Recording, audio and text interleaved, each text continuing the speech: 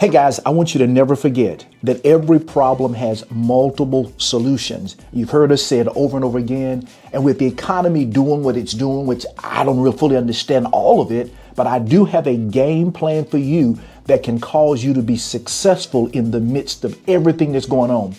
My name's William V. Thompson. I'm a cash flow strategist. And what we focus in on, plain and simple, is helping you solve problems, to create cash flow, and to succeed or become financially free. If anything I'm about to say, it resonates with you guys, I need you to take action today. I'm going to do a two-part video on what you can do when the economy is tough. So here we go, guys. Let's dive right in. Now, many of you all know I am an investor. I am a trader. I've done very well by the grace of God there. But yes, the economy is very volatile. Let me explain to you why it is and what you need to do. First of all, we're in the third year of what's called a bull market. The stock market's going up. And normally it lasts about 5 years. The third year is always the most volatile year. Stocks are going crazy. The second reason, in my opinion, is the current administration. They're doing some good things and some bad things. But write this word down: uncertainty. The market does not like uncertainty, so we're going to be pretty volatile for a while. So the question is, William, what should I do? How should I keep my ears to the plow to understand what's going on? Two basic things to consider. Number one, look at the S&P 500. It's probably the most sensitive indicator to the overall U.S. economy. Why? Because it is tracking the 500 major stocks. Everything from healthcare to technology to transportation. It will give you a bird's eye view of the overall economy. And here is a big one. Please make a note of this. Earnings. Companies are going to come out, and every quarter they tell you what their earnings are.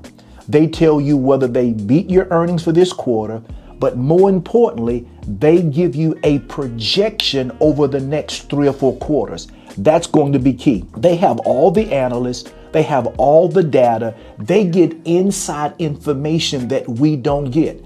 If you see companies lowering their projected profits, be concerned, because that's a negative indicator on what the economy is going to do.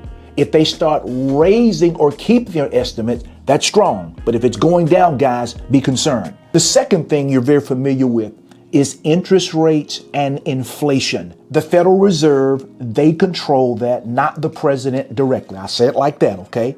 My whole point is, if interest rates are going up, that is problematic. Because if interest rates go up, guess what happens? Businesses are paying more to borrow capital to grow and expand. They would spend less.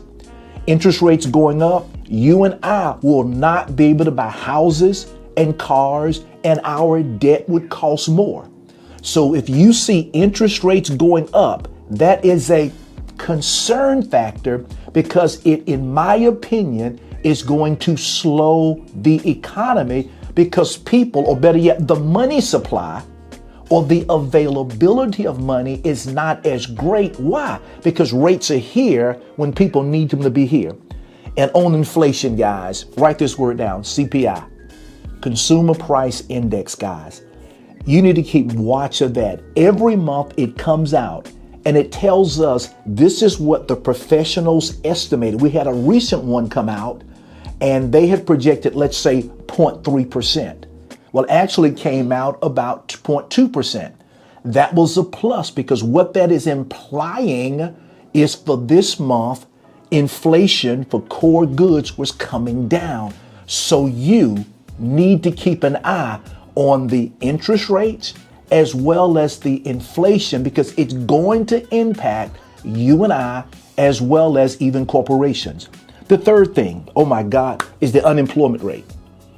Again, the professionals who have all the inside scoop, they're looking at who's hiring, who's laying off, who's thinking about hiring. All of those factors they are considering. And therefore, they are projecting what the unemployment rate would be. So therefore, every month when the unemployment rate comes out, if it's better than expected, guess what's going to happen? Temporarily, the market's going to go up. Temporarily, people are going to get excited and start spending a little more temporarily.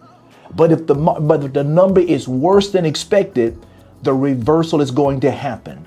Now, let me give you a simple tidbit right here.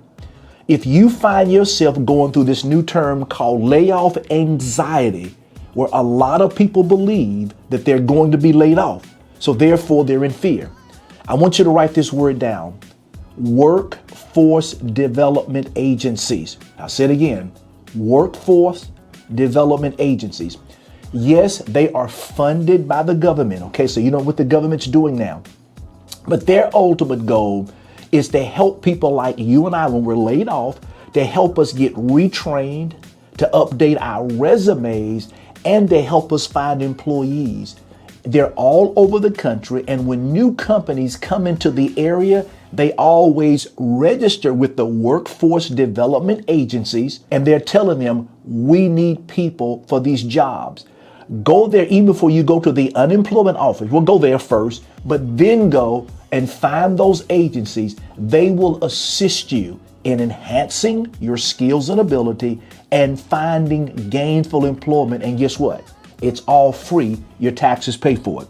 Let me give you two more that I think are very important indicators that you got to watch. And I'm going to give you a couple of things that I would do additionally. The other one is what's called your gross domestic products. Okay. Gross domestic. Okay. You got it? GDP.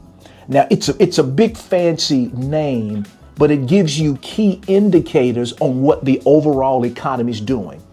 There are four basic things that it's going to monitor. Number one, it's going to monitor consumer spending. They're looking at all the way you and I are spending money, and that's being analyzed.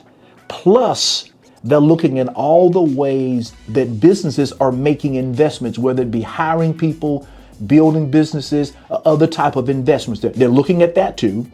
Plus the government spending. And I know right now the government's sort of cutting, and I get that, but they take into account the government spending. And finally, they take into account our net between our imports and our exports. They get the net of that. And all that they put together, and what they're looking for is or are we growing? The GDP for this year, guys, is projected at $27 trillion. So remember, it's an overview, but it's a good assessment of how the overall economy is doing. And growth, they saying it varies. We'd like to see growth between about 2.5% and about 4%.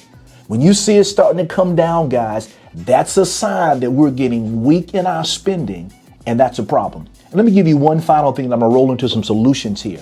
Consumer confidence. The University of Michigan, about every month, will survey people like you and I.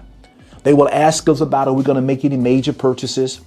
Are we going to travel? Are we going to eat out more? How are our savings rate? They will do a survey of people like you and I to get an idea of our sentiments or our opinion about the overall economy. When you see that survey go from people being very positive because the stock market is going, because they're getting raises on their job and other things, and then it starts coming down, it's saying to us that consumers are nervous. It's saying that consumers don't know what to do, they're uncertain about the economy. And therefore, what will happen? Consumers are going to reduce their spending. If they don't spend this much on clothing, on eating out, on buying cars, widescreen TVs, you know what's going to happen? It's going to impact the economy. About 70 to 75% of all spending is done by people who look like you and I.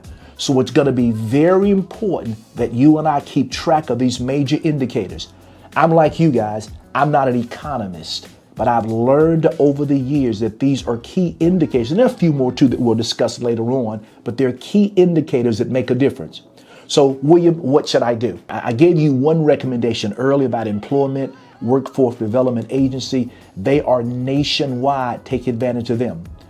The other two I want to give you are very simple and basic.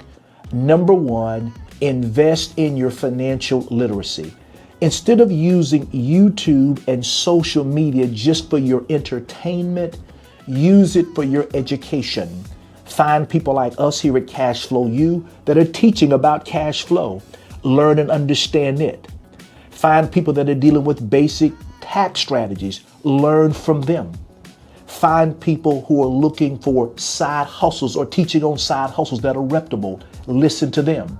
Find about 3 or 4, I use the word coaches online, that are talking about things that make a difference in your life. Learn from them, take notes, and do those. And the final thing I'm going to recommend on this video is get controlling of your spending.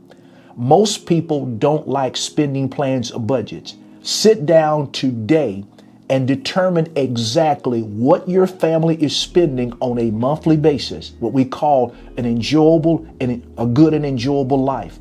Find out that financial number, do it by pay period. So you clearly see. My wife and I just did it. We did it for our business 1. We did it business 2. We did it for business 3. And we have on one sheet every dollar we send, from our drafts to our insurance payments, etc.